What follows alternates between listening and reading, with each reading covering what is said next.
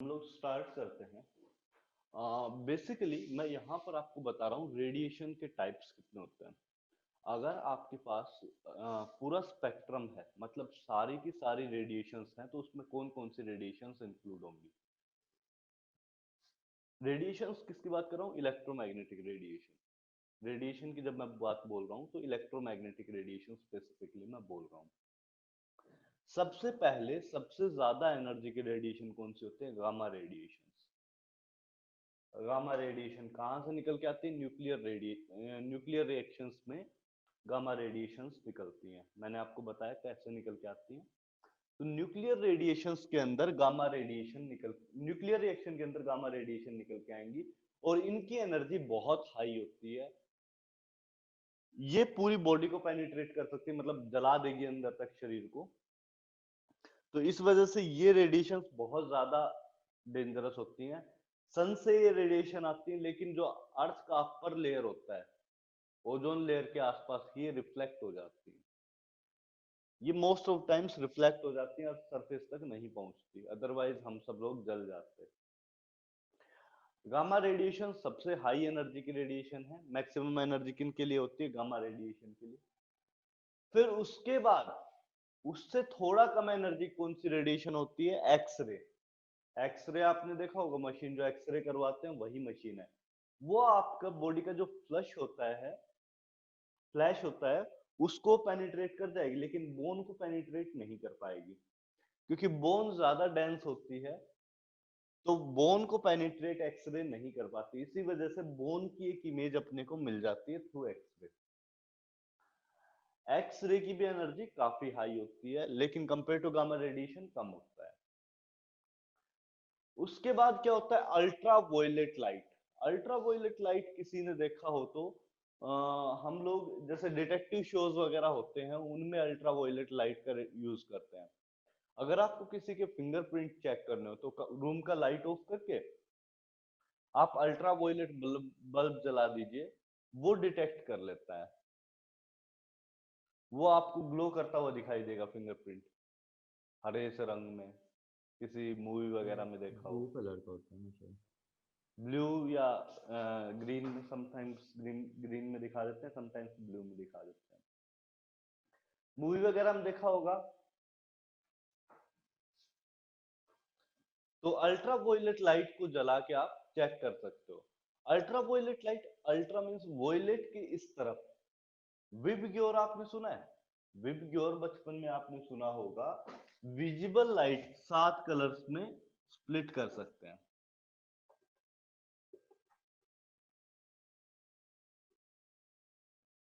वोयलेट, indigo, blue, green, yellow, orange, red, VIBGYOR.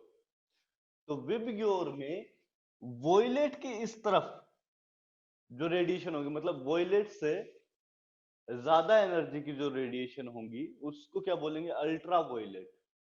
वोयलेट से ज्यादा energy की रेडिएशन क्या बोलेंगे हम लोग? वोयलेट से ज्यादा एनर्जी की रेडिएशन क्या बोलेंगे? अल्ट्रा वोयलेट। और अल्ट्रा वोयलेट रेडिएशन हम लोग नेक्ड आई से नहीं देख सकते।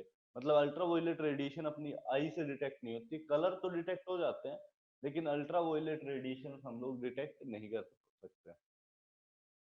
तो इसी वजह से आपको क्या था, एनर्जी वाइज थोड़ा सा हाई एनर्जी में होता है, अलग से बल्ब जलाना पड़ता है।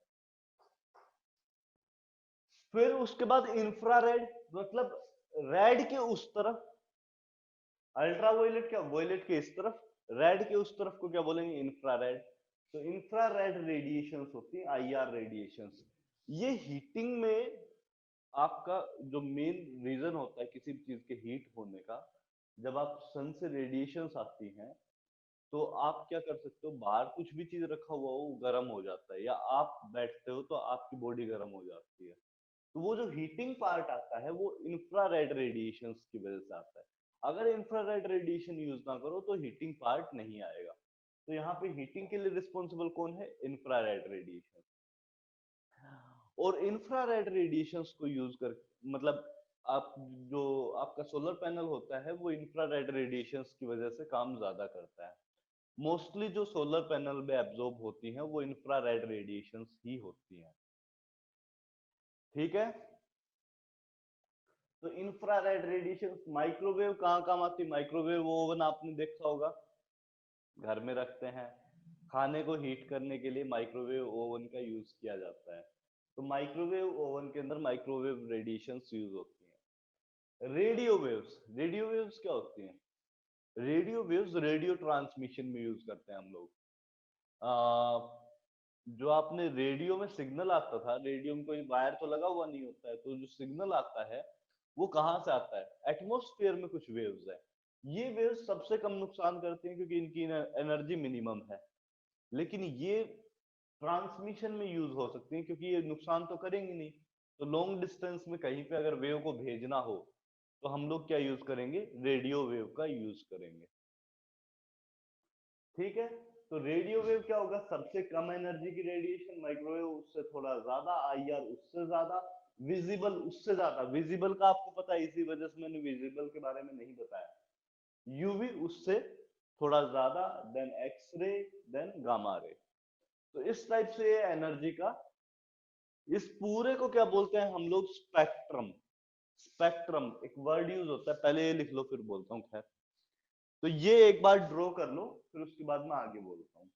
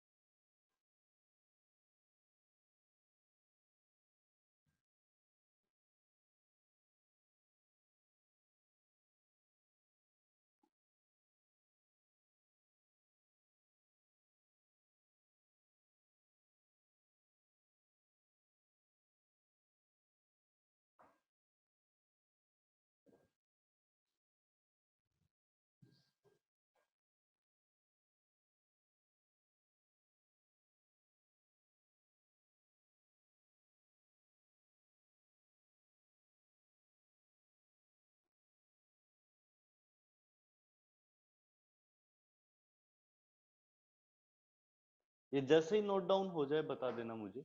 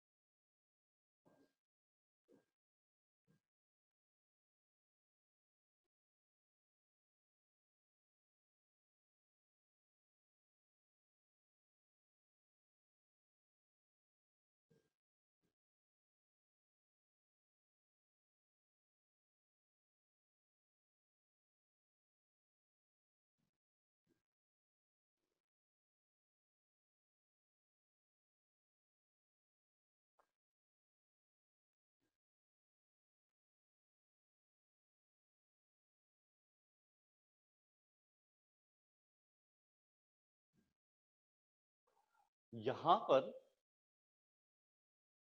अगर ये नोट डाउन हो गया हो तो एक बार बोल देना।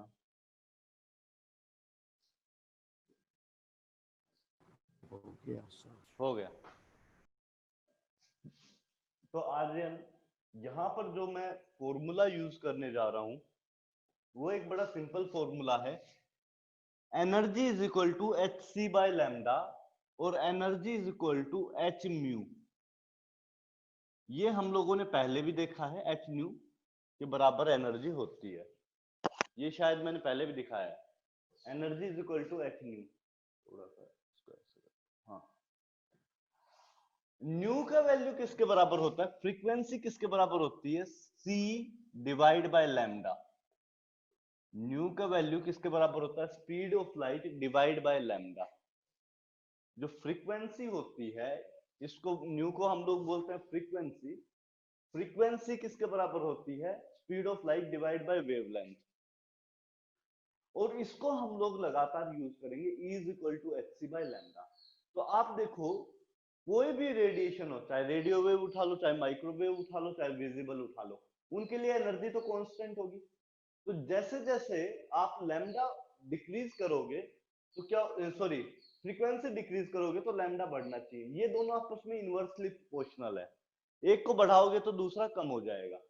तो यहां से रेडियो वेव के लिए क्योंकि एनर्जी मिनिमम है, तो मैं क्या बोलूंगा कि यहाँ पे मिनिमम एनर्जी मतलब लैम्डा क्या होना चाहिए? Energy is equal to H nu. और आपके पास न्यू क्या होना चाहिए? मिनिमम आ जाना चाहिए। अगर एनर्जी मिनिमम है तो इन सब रेडिएशन में न्यू भी मिनिमम आ जाना चाहिए, जबकि इसके लिए लैम्डा मैक्सिमम आना चाहिए। जो वेवलेंथ है ना, वो इसके लिए मैक्सिमम आना चाहिए। वेवलेंथ मैक्सिमम क्यों आएगा? क्योंकि इसकी एनर्जी मिनिमम है and frequency is inversely proportional to wavelength.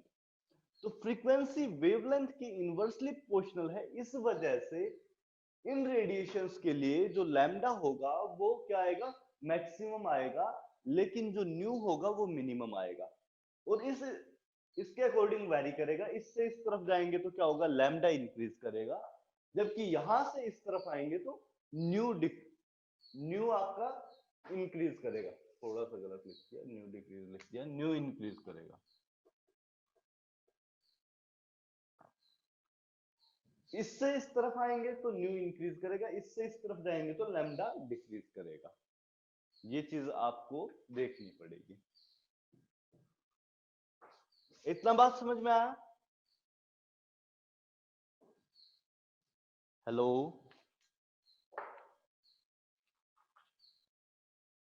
Sound आ रहा है? Yes sir, yes sir. कोई डाउट है इस पार्ट में अब तक जो कराया? No sir. आद्या,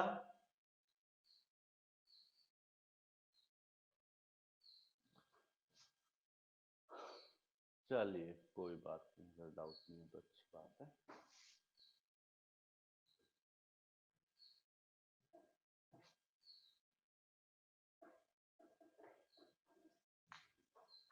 कॉपी तो ये हो ही गया था, तो मैं हटा देता हूँ इसको अभी।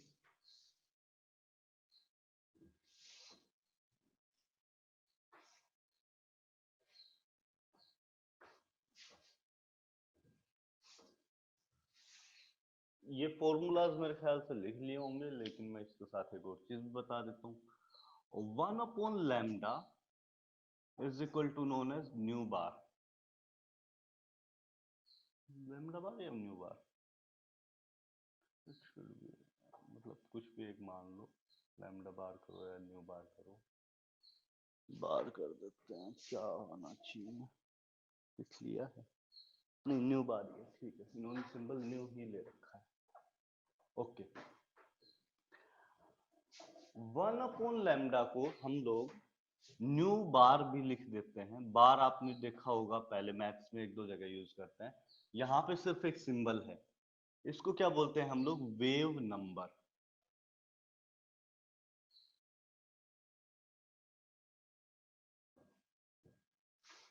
लैम्डा क्या था? वेव लेंथ थी, तो 1 अपॉन लैम्डा क्या हो गया? वेव नंबर हो जाता है। ये बड़ा इंपॉर्टेंट सा चीज है, क्योंकि वेव नंबर कई बार पूछ लेता है क्वेश्चन में डायरेक्टली कि वेव नंबर क्या होगा। आपको लैम्डा पता हो, आपको वेव नंबर निकालना हो, तो कैसे निकालोगे? 1 upon lambda is equal to wave number. Speed of light कितनी होती है, कौन बताएगा? प्रणव, स्पीड ऑफ लाइट कितनी होती है? सर हाँ, 3.8 into 10 to the power 8 3.6 meter. होती है। Oh, sorry, 3.6 into 10 to the power 8 meter per second. 3.6 होती है। 3 इंटू 10 रेज़ पावर 6 या 8? Sir, 8. 8 sir. 3 into 10 rays power 8 होता है स्पीड ऑफ लाइट। तो वो आपको यूज करना पड़ेगा बार बार, कहीं पे भी अगर जरूरत पड़ती है तो। 3 into 10 rays power 8 speed of light रहेगा।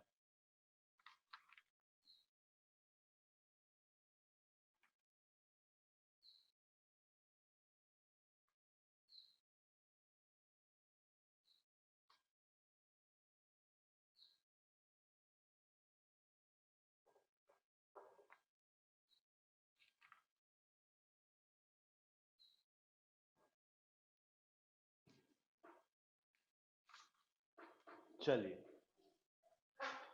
इतना नोट डाउन हो गया?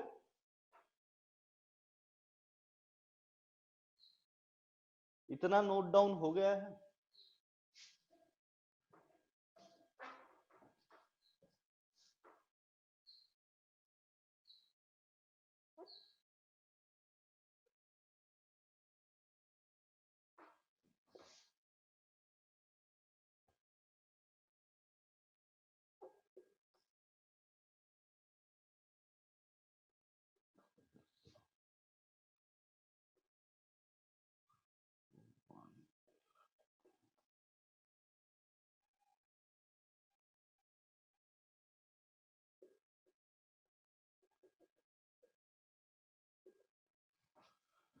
कुछ कन्वर्जन फैक्टर बता रहा हूं आपको। न्यूमेरिकल के अंदर कुछ कन्वर्ट करना हो तो उसके कन्वर्जन फैक्टर्स क्या क्या होंगे। सबसे पहले जो सबसे बड़ी दिक्कत आती है इस चैप्टर में वो होती है इलेक्ट्रॉन वोल्ट और जूल का कन्वर्जन। इलेक्ट्रॉन वोल्ट को जूल में कैसे कन्वर्ट करें, जूल को इलेक्ट्रॉन वोल्ट में कैसे कन्वर्ट करें। तो इसके लिए बड़ा सिंपल वे होता है। अगर आपको एक इलेक्ट्रॉन वोल्ट का वैल्यू निकालना है, यहाँ पे इलेक्ट्रॉन लगा हुआ है 1 इलेक्ट्रॉन वोल्ट, तो इस तरफ क्या करो, इलेक्ट्रॉनिक चार्ज से मल्टीप्लाई कर दो।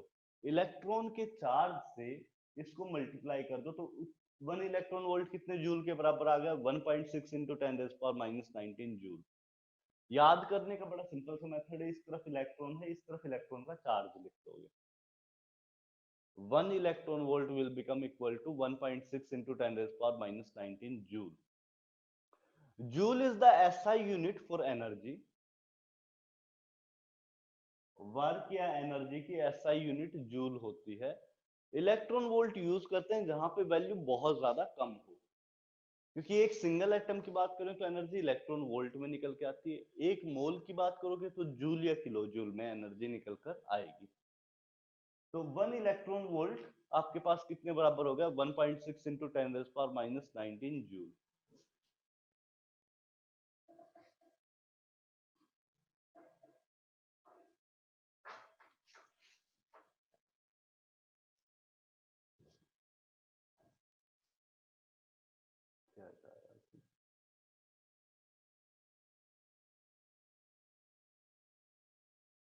Okay, Shreya, your mic is still not working. Sir अब चल रहा है, मैंने दूसरी डिवाइस से लॉगिन किया। ठीक है, ठीक है, ठीक है। सो अगर इतना चीज लिख लिया हो तो उसके बाद मैं एक न्यूमेरिकल दे दूं आपको। न्यूमेरिकल दे दिया जाए? Yes, sir. चलिए, calculate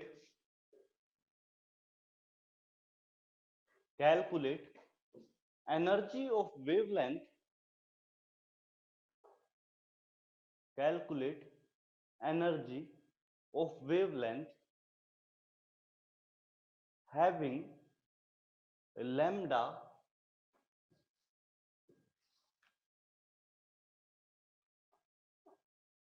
(400 angstrom).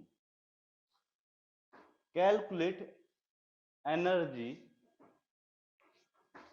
for a wavelength having lambda 400 angstrom.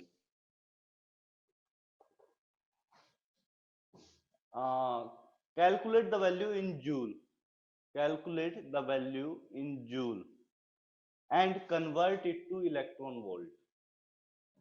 And convert it into electron volt. Sir, can you repeat the question? Yeah. Calculate energy for a wavelength having lambda that is wavelength. Calculate energy for a wave having lambda 400 angstrom.